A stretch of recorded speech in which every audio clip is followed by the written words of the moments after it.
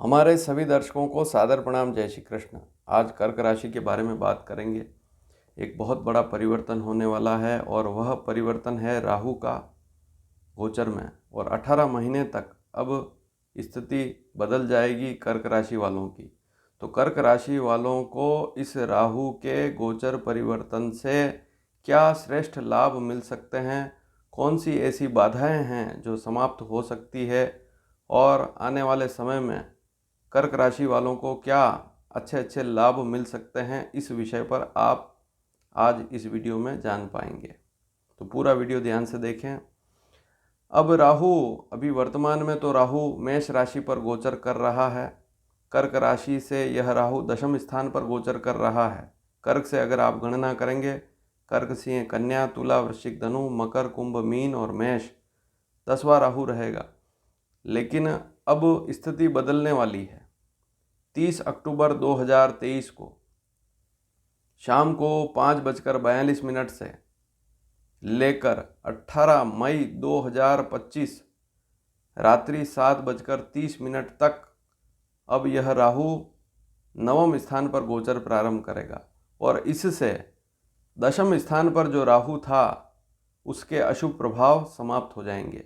तो उससे कर्क राशि वालों को क्या लाभ मिलेगा, क्योंकि बहुत बड़ा बदलाव होने वाला है, सब कुछ बदल जाएगा और इसके चमत्कारिक लाभ मिलेंगे, इस विषय पर ही आज चर्चा करेंगे। तो क्या लाभ मिलेंगे, इस विषय पर चर्चा करेंगे।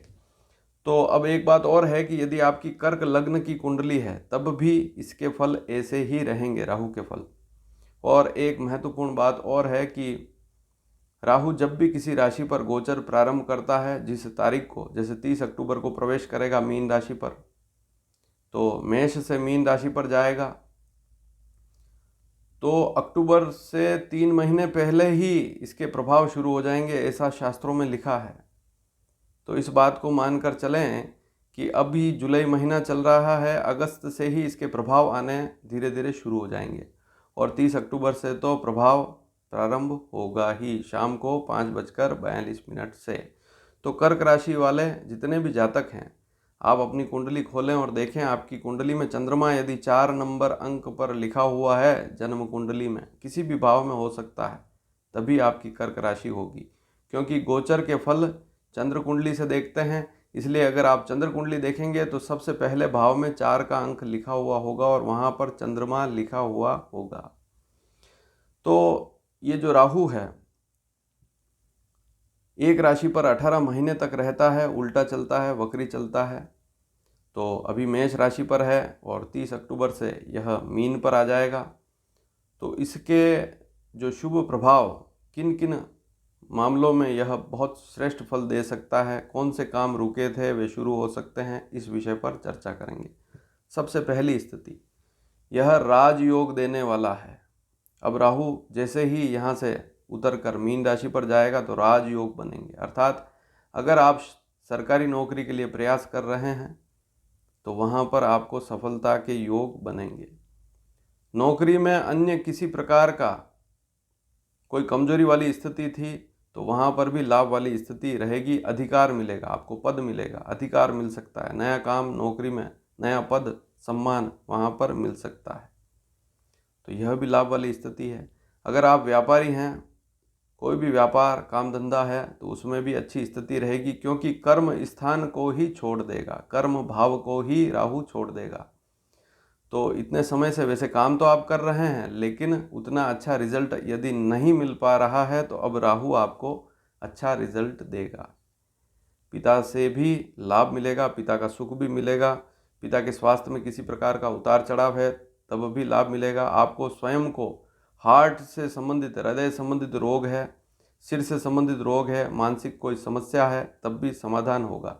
जो भी काम करेंगे अब वह काम सिद्ध होने वाला है। तो कर्क राशि वालों के लिए समय, अब राहु जैसे ही मीन राशि पर जाएगा और यहाँ पर लाभ वाली स्थितियाँ बनेगी। हालांकि राहु के मीन राशि पर जाने से क्या क्या सावधानियां रखनी है इसके बारे में भी आगे मैं आपको बताऊंगा, लेकिन अभी लाभ वाली जो स्थिति है उसको समझेंगे। मान सम्मान की वृद्धि होगी, अगर आप राजनीति में हैं तब भी सफलता वाली स्थिति यहाँ पर बनेगी। कोई समाधान नहीं हो पा रहा है, राजनीतिक सफलता नहीं मिल पा रही है, या राजनीति में हैं और कोई समस्या आ रही है तो उसका भी समाधान होगा। परीक्षा में भी सफलता मिलेगी। एग्ज़ाम में कोई एग्ज़ाम दे रहे हैं, स्टूडेंट हैं, तो आपको भी लाभ मिलेगा। वैभव और ऐश्वर्य की वृद्धि होगी। कुल मिलाकर बहुत अच्छी स्थिति। यहाँ पर सबसे पहली स्थिति तो आपने समझ ली। दूसरी स्थिति क्या होगी? धन का लाभ होगा, जमा पूंजी में वृद्धि होगी। जो पैसा रुका था पैसा वो आने वाला है, तो पैसा अब रुकेगा नहीं, आएगा। बैंक बैलेंस बढ़ेगा। विवेकवान बनेंगे, जो भी काम करेंगे सोच समझ कर करेंगे। अब इतने समय से मान लीजिए गलतियां की, तो अब गलतियां नहीं होगी। पारिवारिक लाभ भी मिलेगा, कुटुंब का सुख मिलेगा और वाणी का भी सुख मिलेगा। वाणी से आप जो काम बिगाड़ रहे थे इतने समय से, या कहीं आपने कुछ गलत बोल दिया, उससे काम बिगड़ गया, तो अब सुधार होने वाला है। कर्क राशि वालों को अब लाभ मिलने वाला है। शिक्षा में भी लाभ, पढ़ाई लिखाई के बारे में पहले ही बता चुका हूँ। पढ़ाई लिखाई में अच्छी स्थिति रहेगी। अगर आप कोई कंपटीशन एग्ज़ाम दे रहे हैं तो वहाँ पर लाभ मिलेगा। वैसे भी पढ़ाई लिखाई अब ठीक चलेगी। और खान पान की भी शुद्धता रहेगी, और जो भी भोजन ग्रहण करेंगे उससे एकदम कोई नुकसान वाली स्थिति भी अब नहीं रहेगी। तो डाइजेशन भी अच्छा रहेगा इससे।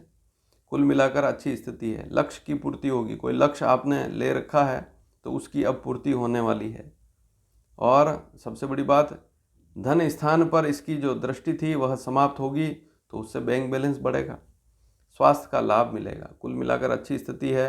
बार बार दुर्घटनाएं, चोट लग रही है या कोई समस्या आ रही, तो वहाँ पर भी समाधान होगा।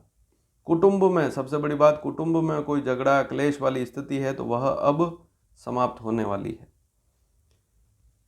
अब अगली स्थिति क्या हो सकती है कि ऐश्वर्य की वृद्धि तो होगी, वैभव की वृद्धि तो होगी, लेकिन भूमि, मकान, वाहन, इनसे संबंधित कोई रुकावट आ रही थी तो वह भी अब समाप्त होने वाली है। उन्नति के अवसर बनेंगे और कुल मिलाकर अच्छी स्थिति बनेगी। साहस भी बढ़ेगा आप, तो साहस की भी वृद्धि होगी। और आपका जो रहन सहन है उसमें भी सुधार होगा। नए नए साजो सामान घर में आएंगे, भौतिक सुविधाएं बढ़ेगी आपकी। और कोई मानसिक समस्या है, पारिवारिक कोई समस्या है, तो उसका भी समाधान होगा। माँ को भी लाभ मिलेगा, माँ के स्वास्थ्य में भी लाभ रहेगा, माँ से भी लाभ मिलेगा। पैतृक संपत्ति से संबंधित कोई लाभ आपको मिल सकता है। उपभोग में भी वृद्धि होगी। जो साधन, सुख के साधन अभी तक आपको नहीं मिले हैं वे अब मिलने वाले हैं, तो उसमें भी अच्छी स्थिति है। कार्य क्षमता की वृद्धि होगी। जो भी काम आप कर रहे हैं, अभी तक जो काम कर रहे हैं कम कर रहे हैं, लेकिन अब क्षमता बढ़ जाएगी, काम करने की क्षमता बढ़ जाएगी। काम अच्छा करेंगे, अच्छे ढंग से करेंगे। और इसके बाद जो रोग हैं, बीमारियां हैं, क्योंकि राहु जो है दशम स्थान पर गोचर से, वह दशम स्थान कर्म स्थान को प्रभावित कर रहा था, धन कुटुंब वाणी को प्रभावित कर रहा था, भूमि मकान वाहन सुख सुविधाओं को प्रभावित कर रहा था, रोग शत्रु इन मामलों को यहाँ पर भी समस्याएं आ रही थी, तो इन सभी का समाधान करेगा। तो रोगों का नाश होगा। कोई बीमारी चल रही है 1.5 साल से, क्योंकि राहु एक राशि पर 18 महीने 1.5 साल तक रहता है, तो अब 1.5 साल वाली जो स्थिति बदल जाएगी। तो जहाँ पर उसके नुकसान होने थे वे नुकसान अब खत्म हो जाएंगे और लाभ वाली स्थितियाँ बनेगी। शत्रुओं का नाश होगा। शत्रु भी समझौता करेंगे। कोर्ट कचहरी का कोई मामला है तो वहाँ पर भी लाभ मिलेगा। रिश्तेदारों से भी लाभ वाली स्थिति रहेगी, जैसे काका है, मामा है, ननिहाल पक्ष है, वहाँ पर भी कोई झगड़ा है ननिहाल में, तो वहाँ से भी आपको लाभ मिलेगा। वहाँ पर भी बातचीत ढंग से होगी और वहाँ पर भी कोई समस्या आ रही थी तो उसका समाधान होगा। और सबसे बड़ी बात, कोर्ट कचहरी के कोई लंबित मामले हैं तो अब ध्यान देंगे तो वहाँ पर भी सफलता आपको मिलेगी। थोड़ा सा वहाँ पर भी पॉजिटिव स्थिति बन रही है। एक स्थिति और है कि राहु की, मान लीजिए आपकी कर्क राशि तो आपकी है ही, लेकिन आपको मान लीजिए कमर का दर्द है, पैरों में कोई समस्या है, दर्द है, या कोई अभी पिछले 18 महीनों में कोई ऑपरेशन हुआ है और कोई तकलीफ हो रही है, तो उसमें भी अब लाभ मिलेगा। तो इस बात पर भी ध्यान देवें और थोड़ा सा आप शरीर के प्रति भी जागरूक रहेंगे अब, तो स्थिति में सुधार रहेगा। और किसी से पैसा मांगते हैं, पुराना कोई बकाया पैसा अगर आप मांगते हैं, उससे मांगेंगे, कोशिश करेंगे तो वह पैसा भी आपके पास अब आएगा। तो कुल मिलाकर कर्क राशि वालों की स्थिति आपने जानी। वैसे मैंने मेष राशि, वृषभ राशि, मिथुन राशि की जानकारी दे दी है। आप चाहें तो उन वीडियो को भी देख सकते हैं। और आने वाले समय में सिंह राशि, कन्या राशि, तुला, वृश्चिक, धनु, मकर, कुंभ, मीन सभी राशियों को क्या क्या लाभ इस राहु के परिवर्तन से मिल सकते हैं उसके बारे में जानकारी दूंगा। वीडियो पसंद आए तो इसे सबसे पहले तो लाइक करना बिल्कुल ना भूलें। चैनल को सब्सक्राइब करें ताकि आने वाले समय में सारे वीडियो आप तक समय पर पहुंच पाए। धन्यवाद। जय श्री कृष्ण।